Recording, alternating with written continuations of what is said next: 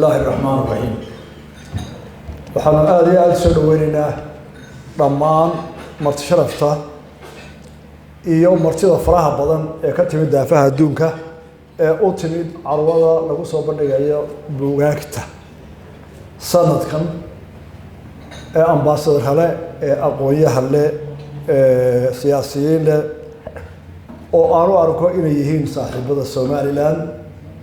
aad iyo aad baan ugu mahadnaqaynaa aanu soo dhaweynaynaa si kaliya laba waxaanu ku faraxsanahay intaan la joogtaan waxaan jecelahay inaad baran doontaan Somaliland waxaan ku darayaa sanadkii hore iyo sanadii ka horeeyay 12 sano uu socday carwada bandhiga buugaagtu saaxiibadii iman jiray dhamaantood waxay noqdeen saaxiibo Somaliland oo caalamka gaarsiiya warka Somaliland iyo samaanteeda idin kana inta ku cusub aad iyo aad baan soo dhaweynaya insha Allah inaad inta ka mid noqotaan aad iyo aad soo dhawaada waa ku faraxsanahay inta joogtaan gari wanaag nagula jooga maalmahan waxaa jira oo miduu hadal hayay guddiga laga magacaabay dawladda Muqdisho oo magacaabay madaxweynaha Soomaaliya Maxamed Cabdullaahi guddiga marka la magacaabayo waxa horta ka horeeya ujeedada loo magacaabay ee hawsha loo diraayo hawsha loo diray guddida waa labada qodob midna Somaliland ma xuseeyo mar haddaanay xuseyn Somaliland dee waa ka gaabsanaa wixii gudahooda faragelimayno qodobka koobaad waxa uu diray guddida inay dhameeyaan tabashooyinka walaalaha Somaliland waxay la tahay tabashada cidda ka tabanaysa ee uu garanayo walaalaha la jooga waa inta isaga la joogta ee u shaqeysa marka haday ku haysto ka tabanayaan inta isaga u shaqeysa haday wax ka tabanayaan waa u taala balse Somaliland madaxweyne Maxamed Cabdullaahi intii xilka yimid waxay ka aragtay oo kala kulantay cadaawad aan hore loo arag 28 sano ee kadib bixii Somaliland iyo Soomaaliya 28 ka inta sano intii madaxweyne ee joogtay cadaawad aan laga arag oo dhinac walba ah ayuu Maxamed Cabdullaahi bilaabay oo uu qaaday oo joogto ah har iyo habeen haday tahay mid faragelineed mid ciidan mid dhaqaale mid propaganda dhinac walba oo turan lahayn waana wax ugu wada og yahay oo imka idin tirimaayo caalamka oo dhan baa tii shalay ariga ugu dambeysay ay wali ceebtooda ku faaran anaga sii deynay markii caalamku ka garowsan waayay ama dadkii xajka ahaa xoolihii ay ka iibsadeen berbere lacagtooda qadimo ay hor joogsadeen in caalamkii la yaabay ayaa ay ku dacwadeen shir BBC kala ahayd anaga wax soo deynay arrinta haddaan si dhaweyd ka warrabo ariga banka islaamka dawladaha wax ka iibsado ariga oo ka iibsado waxa ugu weyn Soomaalida inta badanna wuxuu ka dhoofaa berbera dhawaashaha dekada oo ku haboon iyo dekada kala qaar laakiin waa u badan saacada marka dhowr bilood ka hor ayuu banka islaamigu meelaha ariga uu ka iibsanayo dhan ariga ka iibsaday waliba lacagtii horumarinta ay dawladda ariga la iibiyo meel walba marka ariga la raray waxa lahaa banka islaamka ayaa lahaa ganacsatada Soomaaliland heshiis bay ku wada jireen in inta qadibaad ay hayaan xoolaha la raray ay xoolo caafimaad oo ku yahay data banki iyo waxay haysteen nimanka Muqdisho jooga dawladda Sacuudiga banki ay hore u leeshay heshiiska sameysay waa cadaawad halka gaarsiisan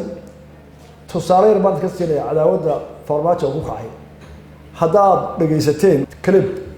YouTube ku jira wiil yar oo dhalinyaro ah oo burca ka hadlaaya buuxu jooga markuu hadlayo wiilkaas wuxuu reer faqir ah ka dhashay kooras baa la diray markii aan sanad joogay waa kooras reer lacag ka dhamaatay qaahira jaamacadda ku jiray waxaan application u qortay safaaradda Muqdisho deetana wuxuu yiri waracaynkaas aan ahayd koorasada waa tan la qaybinayo dadka la siinayo qaar aan Soomaali ahayn asaasaan hal lagu qoro kooraska marka labadii nin ay joogay way isweydiiyeen ninkii carabka ahaa ee qaybinayo u keenay waa hal si waxa ma Soomaali ma way u diideen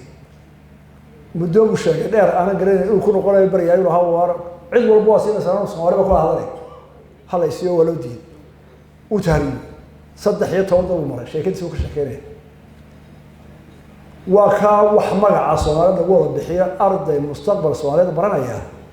loo diiday shalayna nin isaga u shaqeeya wuxuu ahaa arday badan baan kooras iyo marin aan meel geeya malaha waa qolada wax tabaraysa barida isaga koorsiisi marka waxaan leeyahay qodobka hore waa ka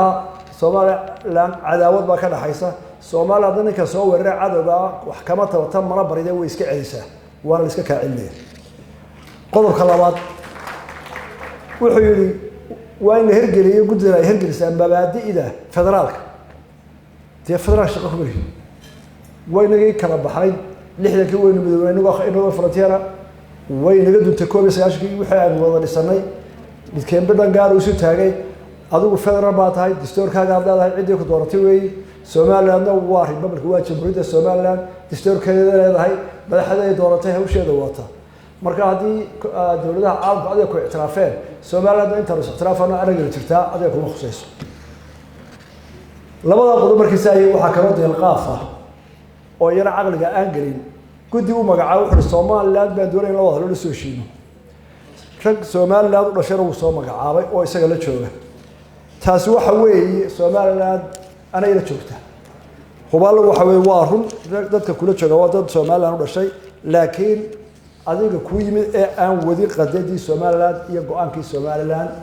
mana dhici karto mana suurto bas inay Soomaaliland u hadasho dad farmaajo u shaqeeya Soomaaliland waxa u hadli doona dadkeeda haya xilkooda iyo codkeeda ee ummadani dooratay ama u imatay ama ay u dooran doonto inay u hadlaan arrimahaasi mana suurtoobi doonto haddii wada hadalba yimaado oo cidlo ka heshiiso malaha intaa joogta cid ka heshiimaysay dad Soomaaliland ka mid ah inay ka yimaadaan dhinaca ay Soomaaliland wax ka doonayaan ay haystaan saddexda qodob taasaan kaga tagay qodob kale ayaan u dirayaa xisbiyada mucaaridka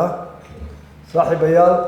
waqtigii doorashada bisha August 10keeda hadii naga gaadho sharcigu wuxuu dhigayaa in loo gudbiyo guud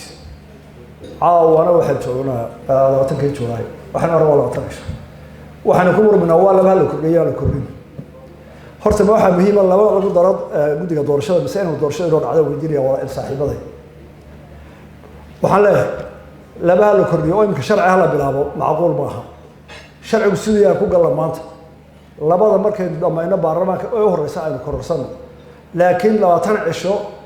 sharci la furo oo laga doodo maxaa loo kordhiyaa maxaa laga dooday maxaa dhacay oo baarlamaan loo geeyo oo cod la geeyo taa walaalayaal doorashada way naga dhaxumaanay gaari mayno